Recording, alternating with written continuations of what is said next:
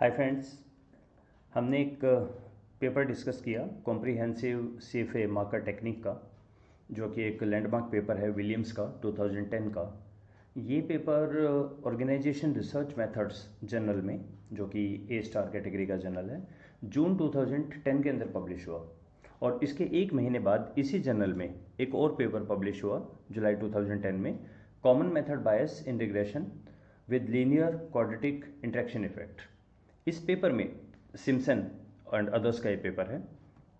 इस पेपर में ऑथर्स ने एक सिमुलेशन स्टडी को रन किया और कॉमन मेथड वेरिएशन का इफेक्ट देखा, बाइवेरिएट, मल्टीवेरिएट, इंटरेक्शन, क्वाड्रेटिक, इसके साथ स्टैंडर्ड एरर पे भी। तो इन्होंने शुरू किया पेपर और बताया कि जो कॉमन मेथड वेरिएशन बोलते हैं, तो इसमें मेथड वर्ड के बहुत सारे मीनिंग हैं। किसको मेथड बोले, उसको डिफाइन कैसे करें।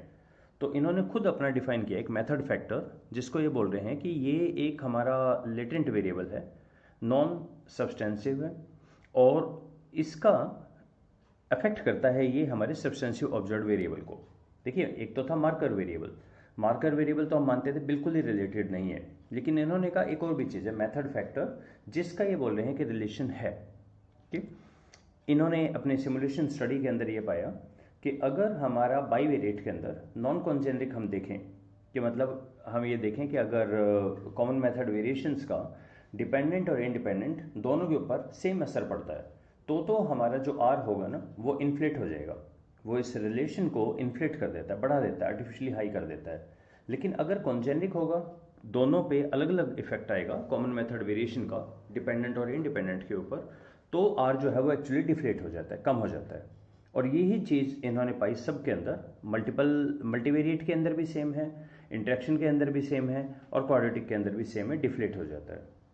मल्टीवेरिएट में एक और इन्होंने बड़ी अच्छी बात निकाली। इनका ये कहना है कि अगर हम इंडिपेंडेंट वेरिएबल या बाकी के प्रिडिक्टर्स को बढ़ाते हैं, तो हमारा कॉमन मेथड वेरिएशन कम हो जाता है उस चीज़ में। पर्टिकुलरली इन्होंने लिखा कि अगर हम मल्टीपल रिग्रेशन यूज़ करें और वहाँ पर ऐसे वेरिएबल हों, सब्सटेंटिव वेरिएबल, जो ऑलरेडी अफेक्टेड हों कॉमन मेथड वेरिएशन से, हमारे पास हैं, पता है हमें कि इफेक्ट है, तो ऐसे केस में नए वेरिएबल ऐड करने से हमारा कॉमन मेथड वेरिएशन कम हो जाता है और एलिमिनेट भी हो जाता है। तो अब यहाँ क्वेश्चन एक ही उठता है कि फिर कितने हम डालें, फिर कितने मार्कर, मतलब सर्टेनली ये उसी तरफ इशारा कर रहे हैं कि मार्कर एक से ज़्यादा हो, तो कितने हों, मार्कर की कोई अपर लिमिट भी है क्या, या टोटल कितने हों। उसके लिए सिम्पसन्स एंड अदर्स ने एक फार्मूला दिया है, ह्यूरिस्टिक रूल है, k = 1/r। इसका मतलब आप अपने जो ओरिजिनल मॉडल है उसमें देखिए डिपेंडेंट इंडिपेंडेंट में कितना उनका कोरिलेशन है। अगर दो ही हैं तो ऑब्वियसली एक डिपेंडेंट एक इंडिपेंडेंट है, और मल्टीपल है तो आप क्या करेंगे, सारे इंडिपेंडेंट का, और उसमें एक निकलता है ना मल्टीपल आर, कैपिटल आर जिसे लिखते हैं, एसपीएसएस के अंदर कैपिटल आर आता है, उसका रिलेशन कितना है, वाई और वाई सी का होता है वो रिलेशन एक्चुअली। वो रिलेशन 1/r करें और वो आ जाएगा आपके पास नंबर। सो ये एक ह्यूरिस्टिक रूल है जो काफ़ी हेल्पफुल होगा हमारे लिए in the times to come. इन्होंने एग्जांपल दिया है कि अगर r डिपेंडेंट इंडिपेंडेंट का 0.2 है, तो आप क्या करें, 5 इंडिपेंडेंट वेरिएबल को ले लीजिए, उससे आपका जो कॉमन मेथड वेरिएशंस है उसका जो डिफ्लेट होगा रादर देन इन्फ्लेट, उससे काफ़ी फर्क पड़ेगा। अगर r 0.33 है तो 3 independent variable will be sufficient to counter the parameter inflation through common method variations. ये काफ़ी अच्छी फाइंडिंग है सिमंस की, और सेम ही ऑलमोस्ट एक महीने के अंतर पे दोनों आई। इस स्टडी के 5 साल बाद और लोगों ने काम किया, और फिर मार्सिया एंड अदर्स ने 2015 में एक स्टडी इसी जर्नल के अंदर पब्लिश की, marker variable choice, reporting, interpretation in detection of common method variance, review and demonstration. काफ़ी लंबी चौड़ी चीज़ है और काफ़ी लंबा पेपर है ये। नंबर 1 तो इन्होंने किया रिव्यू 2001 से लेके 2012-13 तक की सारी स्टडीज़ का, कि लोग कैसे रेफ़र करते हैं मार्कर वेरिएबल को। तो इन्होंने पाया कि एक्चुअली मार्कर वेरिएबल को लिखना सॉर्ट ऑफ एक रिचुअल की तरह हो गया है, कि ऑथर्स लिखते हैं कि भाई हमने मार्कर वेरिएबल चेक किया था और हार्मन या कोई भी मेथड हमने यूज़ किया और कोई नहीं पाया। तो अपने कंक्लूजन में ये ऑथर्स लिखते हैं कि ऐसा लगता है कि मार्कर वेरिएबल के बारे में लिखना या कॉमन मेथड वेरिएशंस के बारे में लिखना ऑथर्स इसलिए नहीं लिखते कि उससे कोई रिजल्ट्स पे क्या फ़र्क पड़ता है या इसकी सेंटिटी बढ़े, वो इसलिए लिखते हैं ताकि रिव्यूअर चुप हो जाए। और रिव्यूअर भी सिर्फ इसलिए होते हैं कि भाई मुझे ये क्वेश्चन तो पूछना ही है, तो वो भी पूछते हैं, वो भी एक रिचुअल सा कर रहे हैं। तो मैक्सिमम लोगों ने या तो मार्कर वेरिएबल को कैसे चूज़ किया, इसका कुछ बताया ही नहीं, कोई एक्सप्लेनेशन नहीं है, बस कोई भी एक मार्कर वेरिएबल ले लिया। सेकंड, उसके जो कुछ डूज एंड डोंट्स हैं मार्कर के, आइडियल मार्कर लें तो और अच्छा है, 2009 की स्टडी थी, वो भी नहीं लोगों ने उसके बारे में कुछ बातें की। और रिपोर्टिंग में एक बड़ी fantastic cheese I, almost all the studies report कोई मेथड वेरिएशंस नहीं है, इसलिए उसको करेक्ट करने का तो सवाल ही नहीं पैदा होता। अब ये बड़ा ही कंसर्न है कि वाकई में या तो है ही नहीं, अगर हर कोई कर रहा है चेक और हर कोई यही लिख रहा है कि भाई मेथड वेरिएशंस होती नहीं है, फिर तो ये फिनोमेना ही सारा गलत हो गया, या फिर उनका तरीका ठीक नहीं है। तो इसका इन्होंने सेकंड पार्ट भी लिखा अपना, डेमोन्स्ट्रेशन। डेमोन्स्ट्रेशन का मतलब इन्होंने अपने एक कुछ लिए, दो इंडिपेंडेंट एक डिपेंडेंट वेरिएबल, और साथ इन्होंने अलग से लिए फिर अपने मार्कर वेरिएबल। मार्कर वेरिएबल में इनके आइडियल भी है और नॉन आइडियल भी है, जो एक जैसे लगे, डिपेंडेंट इंडिपेंडेंट जैसे ही हो फॉर्म में, कंटेंट में, या उससे मिलते जुलते ना भी हो, दोनों लिए इन्होंने, और इस पर उन्होंने काम किया। तो इनका कंक्लूजन ये है कि पहला तो एक से ज़्यादा वेरिएबल होने चाहिए, ये इनका कंक्लूजन है। मार्कर वेरिएबल अगर आप लें एक से ज़्यादा, तो कितने लें? तो यहाँ इन्होंने कहा जो सिम्पसन्स अप्रोच है वो यूज़ करो, 1/r वाली अप्रोच यूज़ कर लो, उससे पता लग जाएगा कितने लेने चाहिए। सेकेंडली इन्होंने एक ये भी दिया कि एक नया फ्रेमवर्क दिया, मार्कर को डिफाइन कैसे करें। तो इनके अनुसार 6 बेस्ट प्रैक्टिस होनी चाहिए, और क्या है वो 6?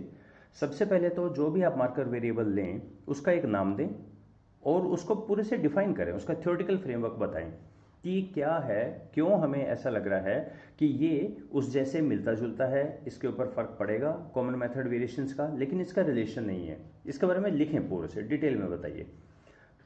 सेकंड, इन्होंने कहा कि इसको कोरिलेशन मैट्रिक्स में भी लिखें कि हर एक का मार्कर का बाकियों के साथ कितना कोरिलेशन है।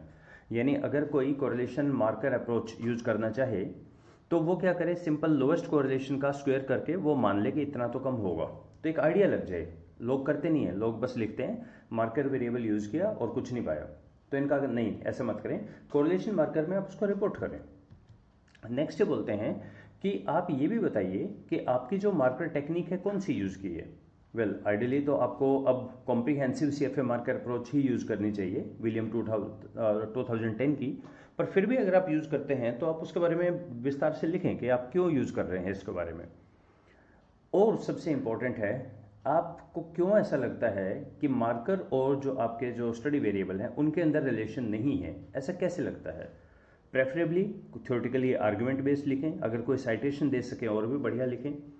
और यहाँ पे एक और भी चीज़ नोट करें, मार्कर कभी भी ओवरऑल एक नहीं होते स्टडी के लिए या फील्ड के लिए कि HR में ये मार्कर है, ये केस टू केस पे डिफर करता है। तो आपको ऐसा भी होगा कि कौन सा मार्कर किस पर्टिकुलर बायसनेस के लिए है, ये भी किया जाना चाहिए हमें। तो फर्दर दो और इन्होंने कहा कि मार्कर का theoretical content, susceptibility to the CMV, क्यों इसका फ़र्क पड़ेगा।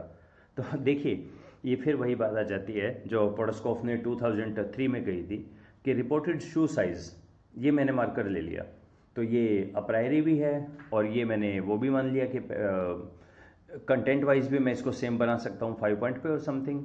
और इसको मैंने ये भी देख लिया कि रिपोर्टेड शू साइज़ का मेरे लीडरशिप और ऑर्गेनाइजेशन डेवलपमेंट वगैरह से कोई रिलेशन नहीं है, लेकिन क्या कोई सेंस बनी इसको लेने का। तो इसका मतलब ये हुआ कि मार्कर वेरिएबल, आप ये बताएं आपको ऐसा क्यों लगता है कि कॉमन मेथड वेरिएशन का इस मार्कर के ऊपर इफेक्ट पड़ेगा, जबकि मार्कर का जो आपके और वेरिएबल हैं, मेन वेरिएबल, उनसे रिलेशन नहीं है। इसके बारे में थ्योरेटिकल दीजिए। और मार्सी एंड अदर्स ने अपने पेपर में इसको काफ़ी डिटेल में लिखा है। इन्होंने अपना मार्कर वेरिएबल 7 लिए हैं, खैर एक लिया है बेनिफिट एडमिनिस्ट्रेशन, जिसके बारे में इन्होंने बहुत डिटेल बताया है कि क्यों इन्हें ऐसा लगता है कि इस पर्टिकुलर फील्ड में बेनिफिट एडमिनिस्ट्रेशन के ऊपर कौन कौन से मेथड आ सकते हैं और उनका क्या असर पड़ सकता है। मार्सी एंड अदर्स ने 2003 की जो स्टडी है पोडस्कॉफ की, उसमें हमने एक डिस्कस किया था 5 स्टेप की प्रोसेस कि जब मैं आपसे क्वेश्चन पूछता हूँ तो आप पहले कॉम्प्रीहेंड करते हैं, फिर आप उसको याद करते हैं अच्छा क्या पूछा है, फिर जजमेंट आता है, फिर उसका देखते हैं कि क्वेश्चन कैसे पूछा और फाइनली आप रिपोर्ट करते हैं। और उनके ऊपर बहुत सारे अलग अलग जगह के हमारी वेरिएशंस हैं कि रिटेंशन को, जजमेंट फेज को कौन सा इन्फ्लुएंस करती है, हमारी बायसनेस रिपोर्टिंग पे कौन सा बायसनेस करती है, कॉम्प्रीहेंशन पे जैसे आइटम एम्बिग्यूटी करती है। तो मार्शिया एंड अदर्स का बोलना है कि प्रेफरेबली आप ये बताएं कि ये कंसिस्टेंसी मोटिव था, हमें लगता था ये इस केस में एक इशू हो सकता है, उसके लिए हमने ये मार्कर यूज़ किया। यानी आगे से अब आप इनका ये एडवाइस है कि मार्कर जब भी आप लेना वेल ग्राउंडेड थ्योरी के ऊपर लें। आप ये लिखिए कि ये वाला पर्टिकुलर एक सिचुएशन है जो अफेक्ट कर सकती है। कॉमन मेथड वेरिएशन के बहुत सारे सोर्सेज में आपकी स्टडी को कौन कौन इफेक्ट कर सकते हैं, उसके लिए आपने कौन सा मार्कर वेरिएबल लिया, क्यों लिया, आपको क्यों लगता है कि ये मेन वेरिएबल से रिलेटेड नहीं है पर स्टिल इसके ऊपर कॉमन मेथड वेरिएशंस का इफेक्ट पड़ेगा, ये सारा आपको डिटेल में लिखना चाहिए। बाकी इन्होंने जो विलियम्स 2010 की अप्रोच है उसको ही यूज़ किया है। द गुड थिंग इज़ इन्होंने 7 मार्कर वेरिएबल को यूज़ किया है, तो अगर आप एक से ज़्यादा करना चाहें तो आप इनको रेफ़र भी कर सकते हैं और इनके बारे में देख भी सकते हैं कि कैसे रिपोर्ट किया जाता है। So let's stop here, thank you.